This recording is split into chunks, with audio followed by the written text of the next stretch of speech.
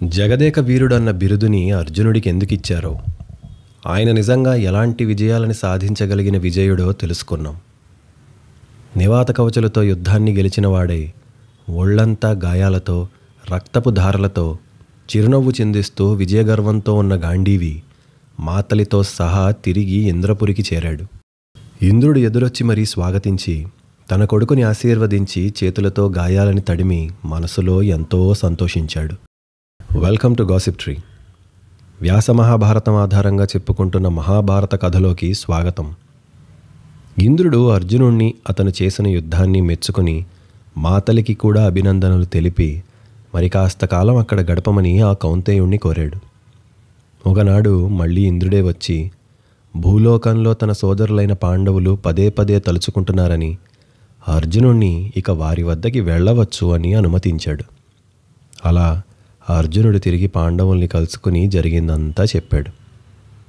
యుధిష్ఠిరుడు అన్న ధర్మరాజు అన్నీ విని చాలా సంతోషించి అన్నాడు, అర్జున, అదృష్టం వల్ల అన్ని అస్త్రాలని పొందావు. శివుణ్ణి మెప్పించి ఆయన దర్శనం చేసావు. దేవతల్ని మెప్పించి అస్త్రాలు పొందావు. అంత యుద్ధం చేసి గెలిచావు.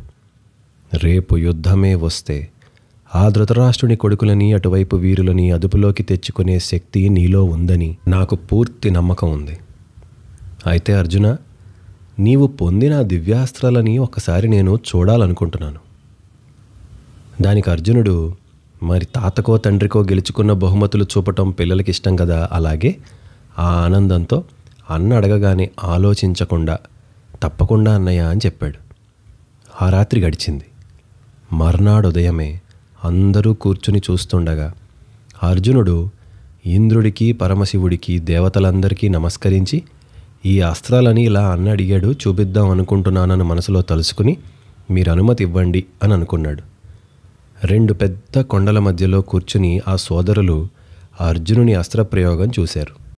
మొదటి అస్త్రాన్ని మనసులో తలుచుకుని గాంధీవాన్ని చేత పట్టాడో లేదో ఒక అందమైన బాణాన్ని తీసి మంత్రించబోతున్నాడు. అంతే, అతని సంకల్పానికే అతని కింద ఉన్న భూమి సైతం కంపించడం మొదలైంది. చుట్టూ ఉన్న గాలి ఒక్కసారి స్తంభించింది. ఊపిరి పల్చబడిపోయింది. ధర్మరాజు కళ్ళు పెద్దవి చేసి చూస్తూ ఆశ్చర్యపోయాడు. ఆకాశంలోని యక్షులు, గంధర్వులు, దేవతలు బ్రహ్మని సమీపించి అర్జునుడు ఒక్కో అస్త్రాన్ని తలుచుకుంటున్నాడని చెప్పారు. అందరూ కలిసి పరుగు పరుగున శివుని దగ్గరికి వెళ్ళారు. మిగతా అస్త్రాలు సరే, పాశుపతాన్ని కూడా తలుచుకుంటే ఇంకేమన్నా ఉందా, ఏదోటి చేయమని అడిగారు. శివుడు ఏం చేయాలో అప్పుడు ఉపదేశం చేశాడు. వెంటనే అర్జునుడు ఉన్న చోట వాయుదేవుడు తీవ్రమైన వేగంతో పూలవాన కురిపించాడు. గంధర్వులు గానం చేస్తూ పైన చేరారు. అర్జునుడు, పాండవులు ఆశ్చర్యపోయి ఏంటా అని చూశారు. శివుడి ప్రేరణతో నారద మహర్షి పాండవుల దగ్గరికి వెళ్ళాడు. ఆయన రాగానే అందరూ కలిసి చేసే పనులాపి ఆయన సత్కరించి గౌరవించారు. నారదుడు అర్జునుడితో అన్నాడు, అర్జున, నీకు తెలియనిదా? గురి లేకుండా అస్త్రాలని మంత్రించి ఎక్కుపెడతావా? గురి ఉన్నా అవసరం లేకుండా ప్రయోగిస్తావా? వాటికి ఎంత అవమానం, నీ కీర్తికి ఎంత గౌరవం, ప్రపంచానికి ఎంత ప్రళయం. ఆగు నాయనా, నీ అన్నడిగితే ఇలా చేస్తున్నావని తెలుసు, కానీ అది చేయకూడని పని. చూడు, నీ చుట్టూ ఉన్న సమస్త భూతకోటి భయంతో ఉక్కిరిబిక్కిరైపోతున్నాయి. గాలి సైతం స్తంభించింది, చూడమని చెప్పాడు. చెప్పి ధర్మరాజు వైపు తిరిగి అన్నాడు, సోదరుణ్ణి చూసిన ఉత్సాహంలో పుత్రవాత్సల్యంతో అస్త్రాలని ప్రయోగించమని అడిగావు సరే, కానీ దానివల్ల వచ్చే పర్యవసానాలు ఆలోచించలేదు నువ్వు. ఇది ఎంత అడవైనా ప్రాణులు మీ చుట్టూ ఉంటాయి, ప్రకృతి ఉంది, అవన్నీ క్షోభ చెందుతున్నాయి. కనుక అర్జునుని ఆ పని మానుకోమని చెప్పు అన్నాడు. ధర్మరాజు చేసిన పొరపాటు తలుచుకుని ఆపేయమన్నాడు. అలా మొత్తానికి పెద్ద పని తప్పింది. కొద్ది కాలం గడిచింది. అర్జునుడు రావటంతో అందరూ గొప్ప సుఖంతో సంతోషంతో ఉన్నారు. 1, 2 కాదు, 4 సంవత్సరాలు తేలిగ్గా గడిచిపోయాయి. 4 సంవత్సరాలు గంధమాదనం మీద, అంటే ఆ కుబేరు టెరిటరీలో ఉన్నారు. అయితే ఒకనాడు అర్జునుడు, కవలు, నకుల సహదేవులు ఉండగా భీముడు అన్నాడు, అన్నా, 11వ సంవత్సరంలో అడుగుపెట్టాం. మరొక్క ఏడాది గడిచాక అజ్ఞాతం మొదలవుతుంది.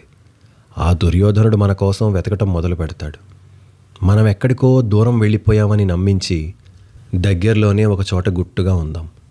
ఆ సంవత్సర కాలం కూడా గడిచాక నా పిడికిలి మధ్య నలిగి గాంధీవ పంచున తెగిపడి నకుల సహదేవుల ధాటికి పారిపోతూ ఆ దుర్యోధనుడు అతన్ని నమ్ముకున్నవారు మడిసిపోతారు.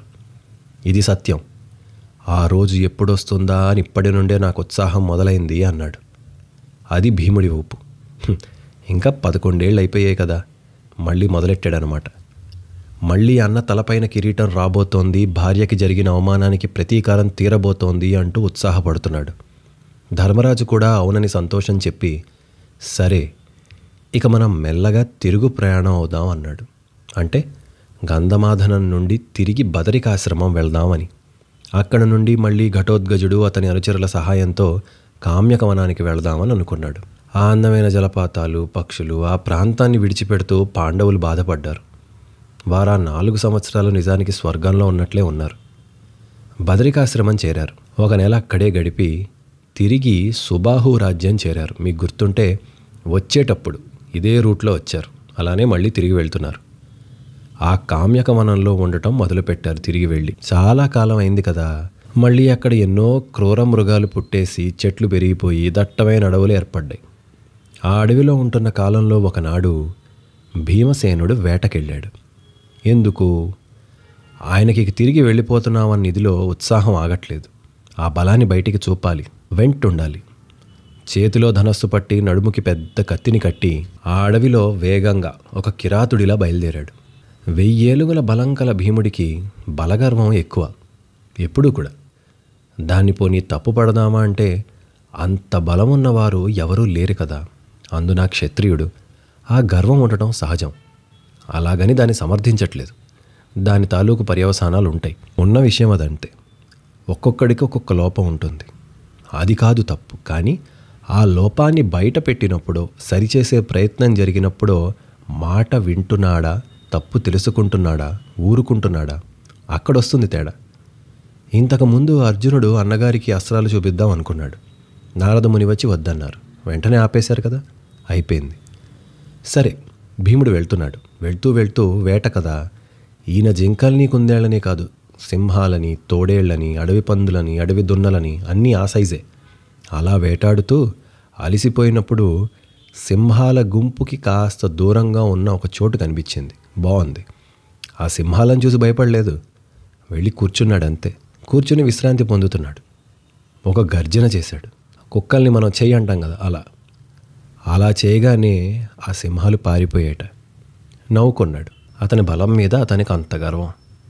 అలా పొంగిపోతున్న భుజాలు, కండలు తిరిగిన బంగారు వర్ణంలో శరీరం చెమటతో మెరుస్తూ, అంటే ఈ బాడీ బిల్డర్లు ఒంటికి నూనె రాస్తారు చూడండి, అలా ఉన్నాడు. అలా ఉండగా ఓ పెద్ద గుబురు పొదల వెనక ఒక గుహ ఉంది. ఆ గుహ చుట్టూ పాములు, అందులో ఒక పెద్ద కొండ చెలువు ఉంది. అది అసలు అన్నిటికన్నా గొప్పగా పెద్దగా ఉంది. ఈ భీముడు దాన్ని చూసుకోకుండా అటుగా వెళ్ళాడు. వెళ్ళి ఇదేంటని చూస్తున్నాడంతే. చూసిన క్షణమే ఆయనది పట్టి చుట్టేసింది. దానికి దేవతావరం ఉంది. ఆ వరం వల్ల అది ఎంత బలమైనదంటే భీముణ్ణి సైతం చుట్టేస్తే ఊపిరి ఆడక ఆయన స్పృహ తప్పాడు. అది భీముడు కదా. ఒక క్షణంలో మళ్ళీ మేలుకొని బలమంతా వాడి దాని నుండి విడిపించుకుందాం అనుకున్నాడు. అంత భీముడు ప్రయత్నించినా కూడా దాని పట్టు వదలలేదు. అందుకని సర్పశ్రేష్టమా అని దాన్ని పిలిచాడు. అంటే అదే చూడండి, వెంటనే తగ్గిపోయాడు విషయం తెలిసాక. ఎవరు నువ్వు? నన్ను ఎందుకు పట్టావు చెప్పు అని అడిగాడు. నేను పాండురాజు కుమారుణ్ణి, భీమసేనుణ్ణి. మా అన్న ధర్మరాజు, తమ్ముళ్ళు, భార్య ద్రౌపది వీళ్ళందరితో కలిసి ఇలా అడవుల్లో ఉంటున్నాం. నన్ను ఎందుకు బంధించావు? ఆయన అడుగుతున్నాడు. ఆయన అడుగుతుంటే ఆ పాము ఇంకా బలంగా చుట్టేస్తోంది. పులులు, ఏనుగులు కలిసి నాపై పడినా వాటికే ప్రమాదం. నన్ను శక్తిహీనుణ్ణి చేసి చుట్టేస్తున్నావు, నువ్వు ఎవరు అని మళ్ళీ అడిగాడు. ఆ పాము అప్పుడు పలికింది, శరీరం ఉన్నవాడికి ప్రాణం ప్రియం కదా. చాలా కాలంగా ఆకలిగా ఉన్న నాకు ఇవాళ ఎంత మాంసంతో నువ్వు దొరికావంది. నిజమే, నేను నహుషుడనే రాజర్షిని. నా పేరు నీ చెవిన పడే ఉంటుంది. ఈ షారుఖ్ ఖాన్ నామ్తో సునా హోగా అన్నట్లు నా పేరు వినే ఉంటావులే అనింది. భీముడు కూడా ఓ నహుషుడా, ఈ పేరు చాలాసార్లే విన్నాను అనుకున్నాడు. మీరు విన్నారా? వినుంటే ఎక్కడ విన్నారో చెప్పండి. వినకపోతే ఏం పర్లేదు, ఈ వీడియోకు లైక్ కొట్టేయండి, నేను చెప్తా కదని. నేను నీ పూర్వీకులకి ముందు వాణ్ణి. అగస్త్యముని శాపం వల్ల ఇలా అయ్యాను అని చెప్పుకోవడం మొదలుపెట్టాడు. ఇవాళ నా వంశం వాణ్ణి నేనే చంపుకుని తినే పరిస్థితి వచ్చింది అంది.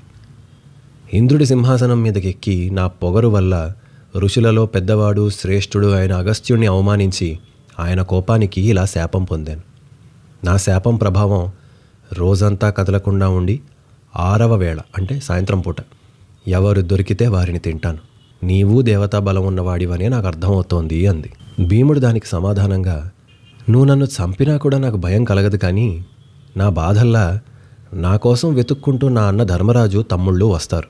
ఇంత భయంకరమైన అడవిలో మేము కష్టాల బాటలో అడవులకు వచ్చాము. మహారాజును ఇప్పుడు నేను లేనని తెలిస్తే నా అన్నయ్య రాజ్యం కోరడు. నా తమ్ముడు అర్జునుడు దేవతల్ని సైతం ఓడించినవాడు. అతని దగ్గర ఎన్నో అస్త్రాలున్నాయి. అతను నిరాశపడి అస్త్రాలని వదిలేస్తాడు. ఇలా నా కుటుంబం పడే బాధకి నాకు బాధగా ఉందన్నాడు. నా భార్య అని ఇలా ఇంకా మాట్లాడుతూ ఉన్నాడు. అక్కడ ధర్మరాజుకి ఎందుకో ఉన్నట్టుండి భయంకరమైన దుశ్శకునాలు కనిపించాయి. గంధమాదన పర్వతం మీద ఉన్న దుశ్శకునాల కన్నా ఎక్కువ. గులకరాళ్లతో కూడి దుమ్ముతో కూడి ఈదురుగాలొస్తోంది. వెనక నుండి కాకులు అరుస్తున్నాయి. చీకాకు పడేలాగా ఉంది చుట్టూ. వెంటనే ఆయన ఒకటే ప్రశ్న. ఆయనకి దుశ్శకునాలు ఎటు నుంచి వస్తున్నాయో ఆ దిక్కున ఇక బయలుదేరి అతి వేగంగా పరుగున వెళ్ళాడు. ఆయనేమి తమ్ముళ్ళని వెంట పెట్టుకుని వెళ్ళలేదు. ధౌమ్యుణ్ణి తీసుకుని అర్జునుడికేమో ద్రౌపది బాధ్యత, నకుల సహదేవులకి బ్రాహ్మణుల బాధ్యత ఇచ్చి వెంటనే వెళ్ళిపోయాడు. ఎందుకిలా? స్ట్రాటజికల్లీ ఆలోచించాడా లేదా? అర్జునుడిని తీసుకెళ్ళచ్చు కదా, యుద్ధం వస్తే ఏమైనా ఇబ్బంది వస్తే ఎలా? ధర్మరాజు ధౌమ్యుణ్ణి మాత్రమే ఎందుకు తీసుకెళ్ళాడు? భీముడే ఆపదల్లో పడేంత బలం అవతల పక్షానికి ఉందంటే ఆ సమస్య బలంతో తేలదు. ఆయన అలా వెళ్తే అడవిలో ఏనుగు వెళితే ఎలా దారి కనిపిస్తుందో, ఎలా దారి ఏర్పడుతుందో అలాంటి దారి ఏర్పడి కనిపించిందంటే ఈ భీముడు విరిచేసిన చెట్లు, వేటాడిన మృగాలు ఇవన్నీ కనిపిస్తూ నీట్గా ఎటు వెళ్ళాలో అర్థమైపోయింది. మీరు ఆలోచించండి, అంత దట్టమైన అడవి, అదేమి రోడ్లు, అందులో భీముడి శరీరం ఆయన బలం. ఉన్న దారిలో కంటే నచ్చిన దారిలో నరుక్కుంటూ వెళ్ళిపోయాడు అనమాట ఆయన. అందుకని అలా ఏర్పడిన దారి అలా వెళ్ళి చూసుకుంటూ వెళ్తే అదిగో పాము చుట్టేసి భీముడు వెంటనే ఈయన వెళ్ళి జరిగింది తెలుసుకుని ఆ పాముతో అన్నాడు, నహుషా, ఇతను నా తమ్ముడు, నేను యుధిష్ఠిరుణ్ణి, నా గుండె వంటివాడు, ఇతన్ని విడిచిపెట్టు దయచేసి అని అడిగాడు. నీకంతగా కావాలంటే నన్ను తిను, అతన్ని వదిలిపెట్టమన్నాడు. దానికి నహుషుడు, నీకు కావాలంటే రేపురా, నేను తింటా, ఇవాళ ఇతన్ని పట్టేశాను, తినాల్సిందే అన్నాడు.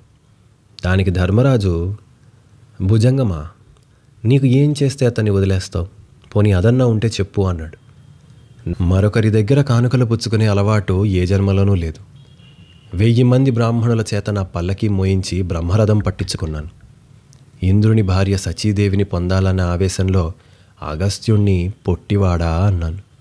అందుకనే ఈ శాపం. నీ తమ్ముణ్ణి వదలాలంటే ఒకటే దారి. నేను అడిగిన ప్రశ్నలకి నీవు సమాధానం ఇవ్వాలి. సరైన సమాధానం ఇస్తే ఆలోచిస్తానన్నాడు. ధర్మరాజు సరే అడగమన్నాడు. గుర్తుపెట్టుకోండి, ఇది టెస్ట్ నెంబర్ 1. ఆలోచించండి, ఇది వార్మప్. ఈ తర్వాత ఇంకా పెద్ద పరీక్ష ఒకటి ఉంటుంది. ఆ పరీక్ష ఏంటో తెలిస్తే కామెంట్లో పెట్టండి. ఒక పక్కన తమ్ముడి ప్రాణం ప్రమాదంలో ఉంటే బుర్ర పని చేయాలి. నహుషుడు అడిగాడు, బ్రాహ్మణుడంటే ఎవడు చెప్పు అని అడిగాడు. సమాధానం ఇస్తూ ధర్మరాజు అన్నాడు, సత్యం, దానం, క్షమాశీలం, అనుశంస్యం, తపోఘృణా, దృశ్యంతే యత్ర నాగేంద్ర స బ్రాహ్మణ ఇది స్మృత. ఎవడిలో అయితే సత్యము, సాయం చేసే గుణం, ఓర్పు, సత్ప్రవర్తన, తపస్సు, దయ కనబడతాయో అతన్ని బ్రాహ్మణుడు అంటారు. ప్రతి మనిషి ఏది తెలుసుకోకుండా ఉంటే అతని జన్మ వృధానో చెప్పు అన్నాడు. తెలుసుకోవాల్సింది పరబ్రహ్మమే అన్నాడు ధర్మరాజు. అది మాత్రమే అంతిమ లక్ష్యం. అది తెలుసుకున్న వాడికి సుఖదుఖాలతో పని ఉండదు, ఇక జన్మెత్తాల్సిన పని ఉండదు అన్నాడు. మళ్ళీ నహుషుడు, మరి శూద్రులలో కూడా జాలి, దయ, ఓర్పు, సత్ప్రవర్తన, సత్యం అన్నీ ఉండొచ్చు కదా, అప్పుడెలా? బ్రాహ్మణుల్లో కూడా క్రూరులు, దయలేనివారు, తప్పు చేసేవారు ఉంటారు కదా, అప్పుడెలా అని అడిగాడు. అంటే 2 ప్రశ్నలు అడిగాడు. ముందు మొదటి ప్రశ్నకి కౌంటర్ అడిగాడు. దానికి ధర్మరాజు, ఏ బ్రాహ్మణుడిలో అయితే ఈ లక్షణాలు ఉండవో అతను బ్రాహ్మణుడు కాదు, ఏ శూద్రుడిలో అయితే ఆ లక్షణాలు ఉంటాయో అతను శూద్రుడు కాదు, బ్రాహ్మణుడే. పేరులో లేదు విలువ, మనిషిలో ఉంది. బుద్ధిని బట్టి స్థాయి, స్థాయిని బట్టి బుద్ధి కాదు అన్నాడు. అయితే సుఖము లేక దుఃఖము రెండిట్లో ఏదోటి ఎప్పుడు ఉంటాయి కదా, అది లేకుండా ఎలా ఉంటుంది అని అడిగాడు. ధర్మరాజు దానికి, ఎందుకు లేదు, సుఖము దుఃఖము బయట నుండి వచ్చేవి. ఈ రెండు చలి వేడి లాంటివి, అన్నిటికీ ఒక సాక్షిగా ఉండే స్థితి. అది ఉండదా? ఎంతకాలానికో, ఎన్నో వందల సంవత్సరాల తర్వాత ఇలాంటి మాటలు మాట్లాడుకునే అవకాశం కలిగింది. నీ పట్ల ప్రీతి, నీ తమ్ముడి పట్ల కరుణ కలుగుతున్నాయి అన్నాడు. అప్పుడు ధర్మరాజు అడిగాడు, అయ్యా నహుషా, వేదాంగాలు చదివినవాడి నువ్వు, నాకు తెలుసు. అయితే నాదొక ప్రశ్న. నీ దృష్టిలో ఏ పని చేయటం వల్ల అన్నిటికన్నా ఉత్తమ స్థితి కలుగుతుంది చెప్పు అన్నాడు. నిజంగా అవసరం ఉన్నవాడికి సాయం చేయటం, నిజం చెప్పటం, అహింస పట్ల మక్కువ, ఈ మూడు ఉన్నవాడు ఉన్నతుడు. వెంటనే ధర్మరాజు అడిగాడు, మరి అందులో కూడా దానము సత్యము రెండు ఉంటాయి కదా, రెంటిలో ఏది గొప్పది? అలాగే అహింస గొప్పదా, ప్రియంగా ఇష్టంగా మాట్లాడడం గొప్పదా? అంటే మంచి వాటిల్లో కూడా ఏది బెస్ట్ అడుగుతున్నాడు. ఆయనకు ఎంతసేపు ఇంకా తెలుసుకోవడం మీదే ఇంట్రెస్ట్. ఏది మంచి ఎక్కడ మంచి వెతుక్కుని తెలుసుకుని ఆచరిస్తాడు. ఆయన ఇంట్రెస్ట్ అది, ఆయన తపస్సు అది. దానికి నహుషుడు అంటే ఆ పాము అంది, అది సందర్భాన్ని బట్టి మారుతుంది ధర్మరాజా, ఒక్కోసారి ఒక్కోటి గొప్పది. నీవిలా అడుగుతుంటే నిజానికి నాకు చాలా ఆనందంగా ఉంది. ఇంకా అడుగు, నాకు తెలిసిన మేరకు చెప్తానన్నాడు. ఇంతకాలం క్రూరమృగంగా పాములా పడి ఉన్న నహుషుడు మళ్ళీ జ్ఞానం వైపు కదులుతున్నాడు. స్వర్గం ఎలా కలుగుతుంది? శరీరం మీద అభిమానం ఉండకుండా ఆ స్థితి ఎలా కలుగుతుంది? చేసిన కర్మలు బట్టి శరీరం ఎందుకు కలుగుతుంది? స్వర్గం ఎప్పుడు కలుగుతుంది? ఇవన్నీ కొంచెం చెప్పన్నాడు.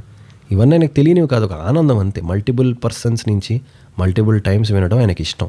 ధర్మరాజా, మనిషి చేసే పనులు 3 రకాలుగా ఫలితాలు ఉంటాయి. 1 పూర్తి పుణ్యం, అది స్వర్గాన్ని ఇస్తుంది.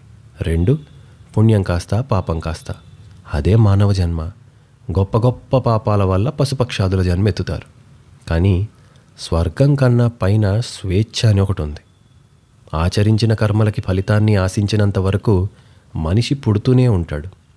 పుట్టాక ఏదో ఒక పాపం చేస్తాడు, మళ్ళీ కాలచక్రంలో జన్మలో ఉంటాడు.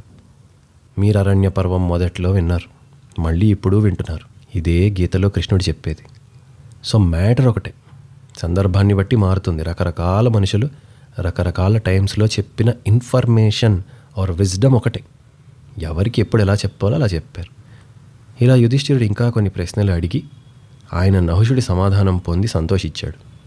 నహుషుడు మెల్లమెల్లగా ఒక్కో సమాధానం చెప్తూ ఆ భీముడి మీద పట్టు వదిలేశాడు. చివరికి మళ్ళీ జ్ఞానం మదిలోకి దూరి నహుషుడి శాపం పోగొట్టుకున్నాడు. ఆయనలోని జీవుడు స్వర్గాన్ని చేరాడు. భీముడు కూడా బుద్ధి తెచ్చుకుని ఆ అన్న వెంట తిరిగి వెళ్ళిపోయాడు. తర్వాత ఏం జరిగింది నెక్స్ట్ ఎపిసోడ్లో విందురు కానీ. మళ్ళీ కలుద్దాం.